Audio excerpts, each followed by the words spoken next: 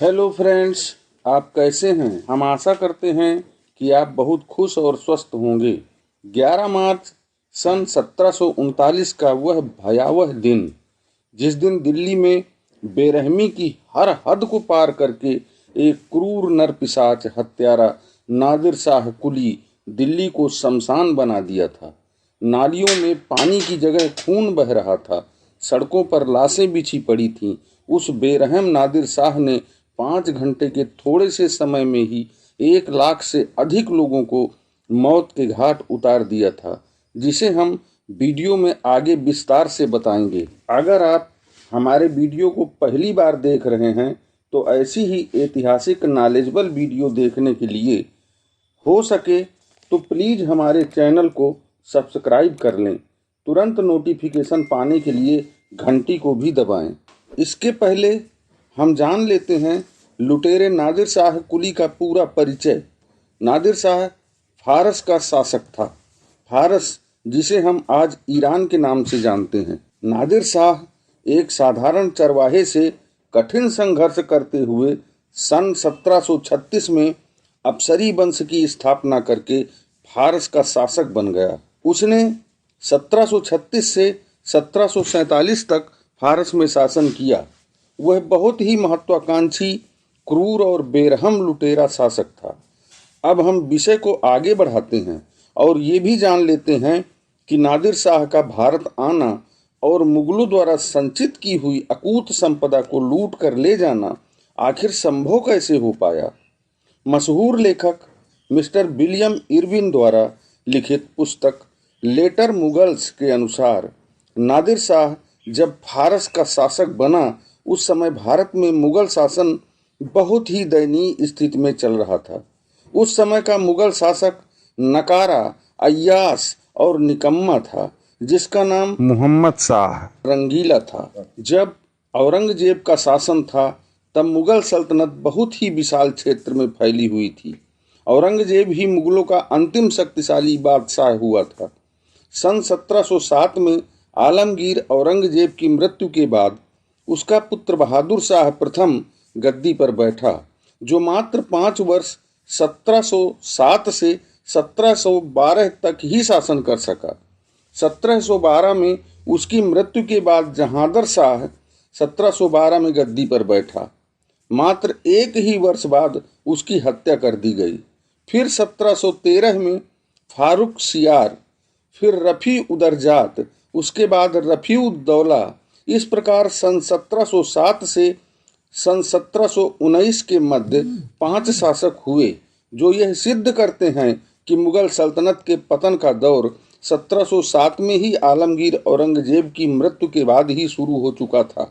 सन 1719 में मुगल शासक मोहम्मद शाह रंगीला दिल्ली की गद्दी पर बैठा, जो 1719 से 1748 तक बादशाह रहा। मोहम्मद शाह रंगीला के चारित्रिक और नैतिक अवगुणों के कारण आसपास के जो और शासक थे तथा फारस के सुल्तान नादिर शाह को भी बहुत ही अच्छा अवसर मिला कि दिल्ली पर कब्जा कर लिया जाए। मोहम्मद शाह रंगीला के दुष्चरित्र को आप पूर्व इतिहास में पढ़ भी सकते हैं। मोहम्मद शाह का रंगीला नाम यूं ही नहीं था, वह पूरी तरह रंगीला ही था। ये तो अक्सर दरबार में बिना कपड़ों के नंगा ही आ जाता था। खुद तो नंगा होता ही था, साथ में दरबारियों को भी नंगा हो जाने का आदेश दे देता था। कितना घिनौना चरित्र था एक दिल्ली जैसी विशाल मुगलिया सल्तनत का, जहां बादशाह और उसके सभी दरबारी नंगे। यहीं से आप अंदाजा लगा सकते हैं कि ऐसे घटिया राजा के दरबार में कैसे कैसे फैसले लिए जाते रहे होंगे। सन 1737 में बाजीराव पेशवा के नेतृत्व में दिल्ली को चारों तरफ से घेर लिया गया। मोहम्मद शाह रंगीला ने अपने आप को लाल किले में कैद कर लिया पूरे 3 दिन तक। मराठों ने पूरी तरह मुगलों की दुर्दशा कर दी। बाद में मुगलों की तरफ से निजामुल मुल्क और मराठों की तरफ से बाजीराव के बीच सन 1738 में संधि हुई, जिसे दोराहा की संधि कहा जाता है, जिसमें मराठों ने 50 लाख रुपए उस जमाने में लिए थे, साथ में चंबल नदी के निचले भाग तराई का एरिया भी लिया। ये सारी खबरें नादिर शाह तक पहुंच रही थीं कि मराठों द्वारा दिल्ली का क्या हश्र किया गया तथा दिल्ली का बादशाह 3 दिन तक लाल किले में कैद रहा। यहीं से नादिर शाह को दिल्ली फतह करना आसान सा लगा। नादिर शाह ने अवसर नहीं गंवाया और नवंबर 1738 में ईरान से दिल्ली की ओर कूच कर दिया। काबुल पहुंचकर दिल्ली दरबार में घुड़की भरा एक पत्र भेजा। कोई न कोई बहाना तो चाहिए ही आक्रमण करने के लिए। काबुल से पेशावर पहुंचा। पेशावर में मुगल सूबेदार नासिर खान ने 12,000 सैनिकों को लेकर खैबर दर्रे पर ही नादिर शाह से जंग की और उसे रोकना चाहा, पर नादिर शाह ने बड़ी आसानी के साथ नासिर खां को परास्त करके लाहौर पहुंच गया। लाहौर के सूबेदार जकरिया खां ने तो बुजदिली का प्रदर्शन करते हुए दुर्ग की चाबियां ही नादिर शाह को सौंप दी। उसका भव्य स्वागत किया, साथ में 20 लाख रुपए भी दिए, दास दासियां भी मुहैया कराई। पर एक बात तो है, बुजदिली तो कर गया पर लाहौर को लूटने से बचा लिया। नादिर शाह आगे की ओर चल पड़ा। वह जितना आगे पहुंचता था दिल्ली दरबार में सारी खबरें पहुंचती रहीं, पर मोहम्मद शाह रंगीला यही कहता रहा कि अभी दिल्ली बहुत दूर है और कटोरी जान जैसी नाचने वाली वेश्याओं की आगोश में अय्याशी करता रहा। पर नादिर शाह अब दिल्ली के करीब पहुंच गया। उसका खेमा करनाल में पड़ गया, जो इस समय हरियाणा में पड़ता है। मोहम्मद शाह रंगीला अमीरों और दरबारियों के सुझाव से करनाल के मैदान में नादिर शाह से भिड़ने के लिए सेना को करनाल की ओर कूच का आदेश दे दिया। उसने अवध के तत्कालीन नवाब सादत खां को भी नादिर शाह से युद्ध करने के लिए बुला लिया। सन 1739 में करनाल के मैदान में मुगलों और नादिर शाह में युद्ध हुआ। मुगल बुरी तरह परास्त हुए। अवध के नवाब सादत खां को नादिर शाह के सैनिकों ने बंदी बनाकर नादिर शाह के सामने पेश किया, पर नादिर शाह ने सादत खां को किसी गुप्त योजना के तहत छोड़ दिया, वरना दया क्या होती है वो जानता ही नहीं था। युद्ध हारने के बाद मुगलों का प्रतिनिधि बनकर समझौता करने निजामुल मुल्क नादिर शाह के कैंप में गया। नादिर शाह किसी तरह निजामुल मुल्क से बात करने को राजी हुआ, क्योंकि उसे भारत में हुकूमत करने की कोई मंशा नहीं थी, वो तो सिर्फ लूटने आया था। नादिर शाह ने निजामुल मुल्क से कहा, तुम्हारा कमांडर खान दौरान तो गधा है, उसे लड़ना तो आता ही नहीं। तुम्हारी फौज में सबके सब बोझा ढोने वाले खलासी हैं, सैनिक तो कोई है ही नहीं। निजामुल मुल्क ने नादिर शाह से कहा, आप यहीं से लौट जाओ, इसके बदले में हम तुम्हें 50 लाख रुपए देंगे। नादिर शाह के लिए ये रकम उस समय बहुत बड़ी थी। वो राजी हो गया। नादिर ने कहा, ठीक है, मैं यहीं से लौट जाऊंगा। सारी शर्तें तय हो गईं। शर्त ये थी कि 20 लाख यहीं दिए जाएंगे, 10 लाख लाहौर में, 10 लाख पेशावर में और 10 लाख काबुल पहुंचने पर। नादिर शाह बहुत खुश था। उसने रात के खाने में अपने साथ बैठकर खाना खाने के लिए मोहम्मद शाह रंगीला को भी आमंत्रित किया। सभी ने रात का खाना एक साथ बैठकर खाया। बहुत बढ़िया मीटिंग हुई। एक नर्तकी बुलाकर रात में मुजरे का भी बंदोबस्त किया गया। हालांकि यह बात कुछ अपुष्ट खबरों द्वारा प्राप्त हुई है। नर्तकी के मुजरे से नादिर शाह बहुत गदगद हो गया। उसने नर्तकी से कहा, मुंह मांगा इनाम मिलेगा, मांग लो। नर्तकी बला की खूबसूरत और नौजवान थी। वह भूल कर बैठी। उसने नादिर शाह से उसके हरम में शामिल होने की गुजारिश कर डाली। वह उमंग में आकर भूल गई कि उसकी औकात क्या है। उस समय नादिर शाह का हरम, जो उसके साथ ही चल रहा था, उसके हरम में लगभग 40 कुलीन और हूरों जैसी बेगमें थीं। नादिर शाह आग बबूला हो गया, क्योंकि एक नाचने वाली रक्कासा की ये जुर्रत कि वो नादिर शाह के शाही हरम में, जहां शहजादियां रहती हों, वहां रहने का ख्वाब देख डाले।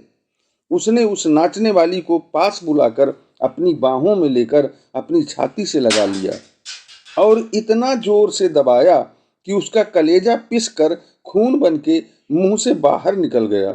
नादिर शाह ने उसे जमीन पर गिराते हुए मोहम्मद शाह रंगीला से कहा, इसकी रूह को चैन मिल सके इसलिए इसकी कब्र खालिस चांदी से बनवाई जाए। वैसे नादिर शाह की इस घटना का जिक्र विलियम इरविन की पुस्तक लेटर मुगल्स में नहीं है। यह घटना अन्य इतिहासकारों द्वारा लिखे लेख से ली गई है, इसलिए इसे हमने पहले बता दिया था कि यह घटना कुछ अपुष्ट खबरों द्वारा प्राप्त हुई है। वैसे इस वीडियो को हमने लेटर मुगल्स पुस्तक के सोर्सेस से बनाया है, अतः हम फिर उसी जगह वापस चलते हैं। नादिर शाह लौटने को तैयार था। इस सफलता से निजामुल मुल्क का कद और बढ़ गया। मोहम्मद शाह रंगीला निजामुल मुल्क से बहुत खुश था, पर मुगल अधिकारियों की आपसी फूट और ईर्षा, एक दूसरे को नीचा दिखाने की जद्दोजहद के चलते खुद मुगलों के द्वारा ही आमंत्रित किया गया था कि आओ और हमें लूट लो। इसलिए नादिर शाह ईरान न लौटकर दिल्ली की ओर बढ़ गया, क्योंकि मुगलों का एक नवाब सादत खां, जिसका जिक्र हम पहले भी कर चुके हैं, जिसे नादिर शाह ने छोड़ दिया था, जो तत्कालीन अवध का नवाब था, उसके और निजामुल मुल्क के बीच बहुत बड़ी ईर्षा चल रही थी। वो दोनों ही मीर बख्शी का पद चाहते थे। इस समझौते से जाहिर है कि निजामुल मुल्क का कद बढ़ गया था। इस कारण सादत खां जल भुन गया। उसे ये बात कतई पसंद नहीं आई। वह अगले दिन फौरन नादिर शाह के कैंप पहुंच गया, क्योंकि उसके दोगलेपन की फितरत उसे नादिर शाह की कदम बोसी के लिए तैयार कर चुकी थी। उसने नादिर शाह को बताया कि आप तो सिर्फ 50 लाख में ही मान गए, आप वापस नहीं, आप तो दिल्ली चलिए। अगर वहां आपको 20 करोड़ न मिले तो बंदे की गर्दन उड़ा दीजिएगा। दिल्ली में बहुत पैसा और माल है। फिर एक बार जान लो, ये वही अवध का नवाब सादत खां था, जिसे नादिर शाह के सामने बंदी बनाकर पेश किया गया था, पर नादिर शाह ने उसे छोड़ दिया था। शायद इसी जान की अमान के बदले सादत खां नादिर शाह के तलवे चाटने वाला बन गया हो। जो भी हो, कहीं न कहीं ईर्षा ही आपसी फूट का कारण अधिक जान पड़ती है। एक घटना और हुई थी जिसका पूरा कारण सादत खां ही था। सादत खां ने पूर्व में अफवाह उड़ा दी थी कि उसने मराठों को मार मार के भगा दिया है, जो खालिस झूठी निकली, क्योंकि बाजीराव पेशवा ने दिल्ली को घेर लिया और मुगल बादशाह रंगीला को 3 दिन तक लाल किले में कैद रहना पड़ा। बाद में निजामुल मुल्क के ही द्वारा 50 लाख में संधि हुई। तब सादत खां को बहुत ही फटकार, बेइज्जती और किरकिरी का सामना करना पड़ा। कहीं न कहीं यह टीस भी थी सादत खां को। सादत खां की गद्दारी के ये सब कारण हो सकते हैं। सादत खां ने नादिर शाह से ये भी कहा कि मुगल दरबार में और भी बहुत से अमीर और सामंत हैं जो आपके खिलाफ साजिश रच रहे हैं। नादिर शाह को ये बात सही लगी, क्योंकि वह लुटेरा तो पैसे का भूखा था ही। उसने 50 लाख वाला समझौता तुरंत रद्द किया तथा मोहम्मद शाह रंगीला को तुरंत तलब किया और आदेश दिया कि हमें तुरंत दिल्ली ले चलो, हम अब कहीं नहीं लौटेंगे। आगे आगे रंगीला, पीछे पीछे नादिर शाह दिल्ली पहुंच गए। मोहम्मद शाह फौज के सहित बंदी बनाया जा चुका था। 7 मार्च 1739 को नादिर शाह दिल्ली के शालीमार गार्डन में ठहरा और मोहम्मद शाह रंगीला को लाल किले भेजा कि मेरे स्वागत का तुरंत बंदोबस्त करो। 8 मार्च को रंगीले ने भव्य स्वागत का बंदोबस्त किया। 9 मार्च को जब नादिर शाह शालीमार गार्डन से लाल किले गया तो उसके स्वागत में शालीमार गार्डन से लाल किले तक कारपेट बिछाया गया। जिस कारपेट में सोने के तारों से बुनाई की गई थी, उसमें सोना जड़ा हुआ था। कारपेट के दोनों तरफ फारस के, जो आज ईरान कहा जाता है, वहां के सैनिक खड़े किए गए थे कि अगर जनता बगावत कर दे तो आसानी से निपटा जा सके। नादिर शाह स्वर्ण जड़ित गलीचे पर चल के लाल किले पहुंचा और नादिर शाह मोहम्मद शाह रंगीला के मुगल हरम में रुका तथा रंगीला को अलग कैंप में नजरबंद करके रखा गया। अगले दिन 10 मार्च को दिल्ली की जामा मस्जिद से बाकायदा यह घोषणा की गई कि अब दिल्ली का बादशाह नादिर शाह है। मोहम्मद शाह रंगीला को पदमुक्त कर दिया गया है। वैसे भी रंगीला नादिर शाह का बंदी बन चुका था। नादिर शाह तो सिर्फ लूटने आया था। वह उस समय मुगल हरम में मुगलों की इज्जत लूट रहा था। 10 मार्च शाम 4 बजे दिल्ली में यह अफवाह फैल गई कि मुगल बादशाह रंगीला ने धोखे से नादिर शाह का कत्ल करवा दिया है।